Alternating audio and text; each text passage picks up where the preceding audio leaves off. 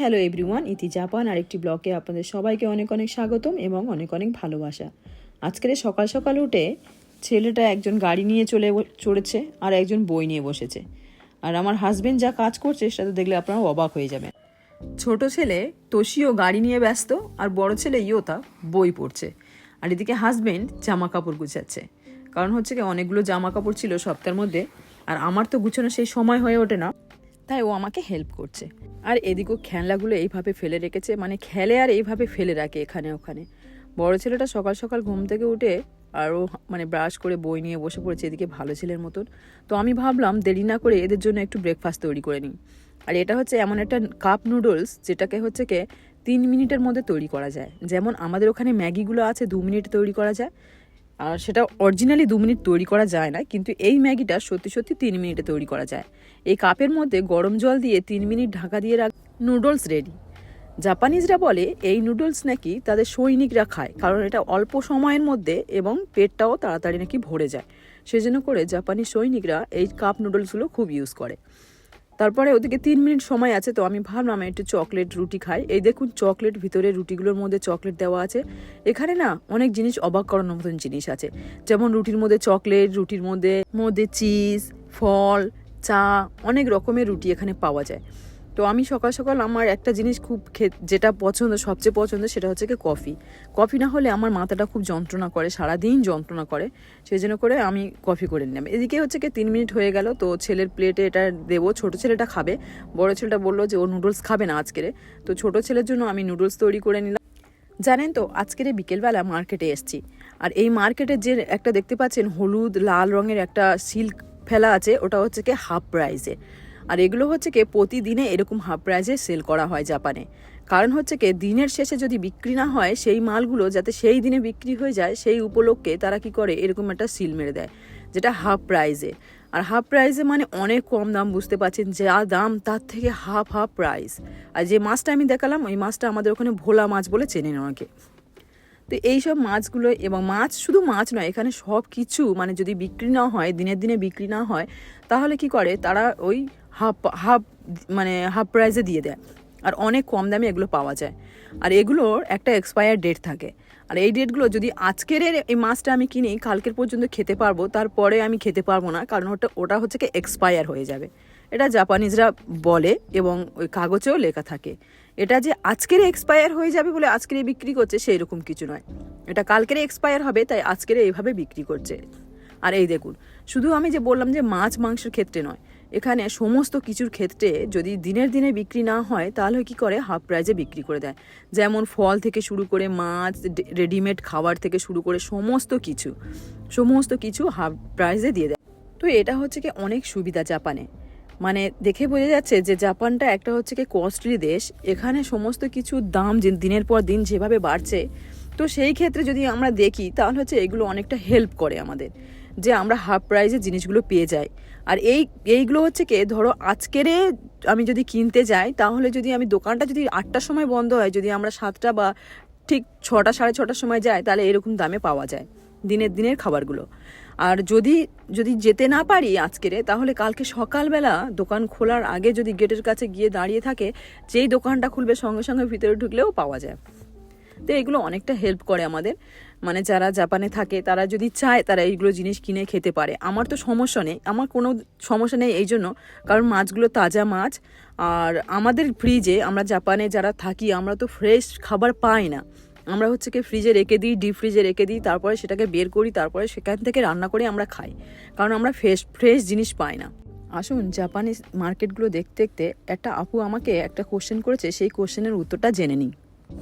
আপুটা লিখেছে যে আপু, তুমি জাপানে থাকো অথচ তোমার ছোট দিদি দরমার ঘরে থাকে, এমনটা কেন হয়েছে গো? তোমরা কি আপন দিদি নাকি দূর সম্পর্কের দিদি? জাপানে তোমার বিয়ে বা হলো কিভাবে? আপুটা জানতে চেয়েছেন, মানে ওনার জানার খুব ইচ্ছা হয়েছে সেই বিষয়ে। তো এই প্রশ্নটা কোনোদিন যে আমাকে কেউ করবে না, এটা আমি কোনোদিনও ভাবিনি।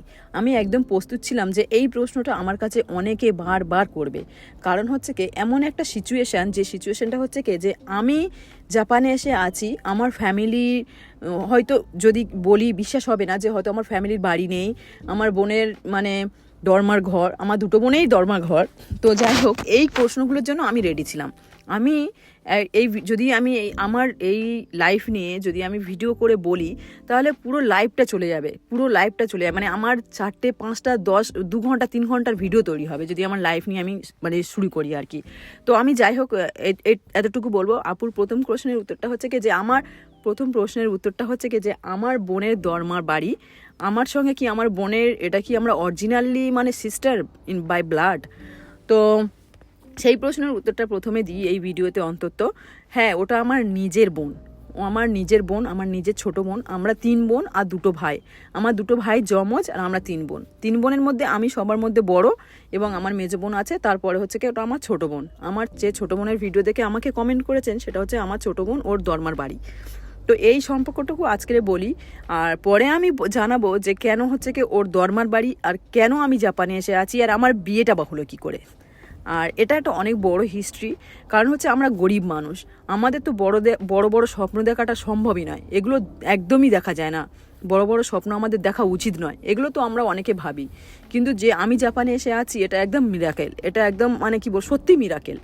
তো যাই হোক, এই নিয়ে আমি পরের ভিডিওতে বলবো কন্টিনিউয়াস। এইবার আসি মার্কেটিংয়ে ফিরে আসি। এত কিছু কেনাকাটি করার পরে এবার ছেলে পেমেন্ট করবে। আর এখানে না, জাপানে মানে স্টোর রুমে গিয়ে টাকা না দিয়ে, মানে ক্যাশ কাউন্টারে গিয়ে টাকা না দিয়ে এইভাবেও পেমেন্ট করা যায়। আর এইভাবে পেমেন্ট করাটা অনেকের সুবিধা হয়, অনেক কিছু সুবিধা হয়। যেমন দেখুন, আমরা এই ফোনে সব কিছু মানে কি কিনেছি না কিনেছি সব এই ফোনে দিয়ে, মানে ফটো দিয়ে স্ক্যান করে নিয়েছি। এবার এই টাকাটা এখানে পেমেন্ট করব। আর আমার ছেলে সেটা অলরেডি রেডি করে নিয়েছে, এবং আমাদের কি করছে, 3 নাম্বার কাউন্টারে যেতে বলেছে।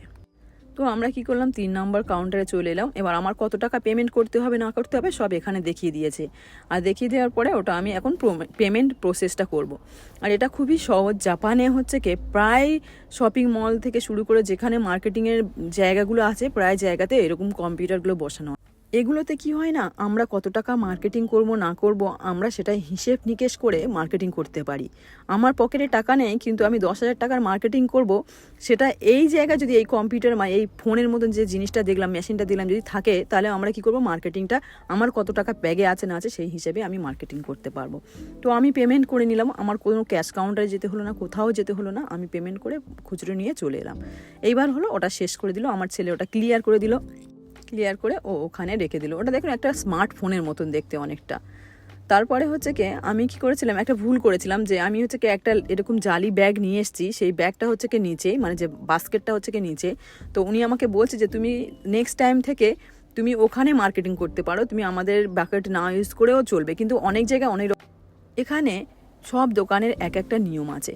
আজকের এই দোকানের এই নিয়মটা ছিল, মানে এই শপিং মলে এই নিয়মটা ছিল, অন্য শপিং মলের আবার অন্যরকম নিয়ম। তাদের বাস্কেটে মার্কেটিং করে নিজের বাস্কেটে জিনিসগুলো নিয়ে বাড়ি আসতে হয়। তো এই দেখুন কত সুন্দর কত বড় একটা মানে শপিং মল। আর এখানে শুধু জিনিসপত্র, খাওয়ার জিনিসপত্র থেকে শুরু করে ইত্যাদি মানে ড্রিঙ্কস এটা ওটা এখানে বিক্রি হয়। তো কেনাকাটি করে নিলাম, কারণ ছোট ছেলেটা ওর পাপা বাড়িতে আছে, আর আমার বড় ছেলে হাসতে আসছে, কারণ অনেক কিছু কিনে নিয়েছি। আজকে অনেক কিছু কম দামে পেয়েছি, মানে মাছ টাছগুলো তো ফ্রেশ, আর ওগুলো একটু দরকারি ছিল, কারণ এখন ঠান্ডা পড়ে যাচ্ছে, আর মাছের অনেক ভিটামিন আমরা জানি। আর তার থেকে বড় কথা, আমরা বাঙালিরা মাছ ছাড়া কিছুই জানে না, আর বাঙালিরা মাছ ভক্ত, এটা সবাই জানে। তো আজকের ভিডিওটা আমি এখানে শেষ করি। আর এই দেখুন আমি চলে এসেছি, মাছ পরিষ্কার করে নিয়েছি, মাছ পরিষ্কার করে ভাজা করতে শুরু করে দিয়েছি। আর আজকে আমি ভাজা করতে করতে ভিডিওটা এখানে শেষ করি। আমার ভিডিও কেমন হলো অবশ্যই জানাবেন, আর যদি ভালো লেগে থাকে আমার ইউটিউব চ্যানেলটাকে একটা সাবস্ক্রাইব করে দেবেন, আর যারা আমার ফেসবুকে আছেন ফেসবুক চ্যানেলটাকে একটা লাইক সাবস্ক্রাইব করে দেবেন। আর যদি খুব ভালো লেগে থাকে অবশ্যই কিন্তু আপনাদের বন্ধুবান্ধবের সঙ্গে আমার ভিডিও শেয়ার করবেন, তাহলে আমার কি হয়, ভালো লাগবে ভিডিও করতে এবং উৎসাহিত হব ভিডিও করতে। আর এগুলো করলে না আমাকে অনেকটা হেল্প করবে। থ্যাংক ইউ সবাইকে, টাটা, বাই বাই।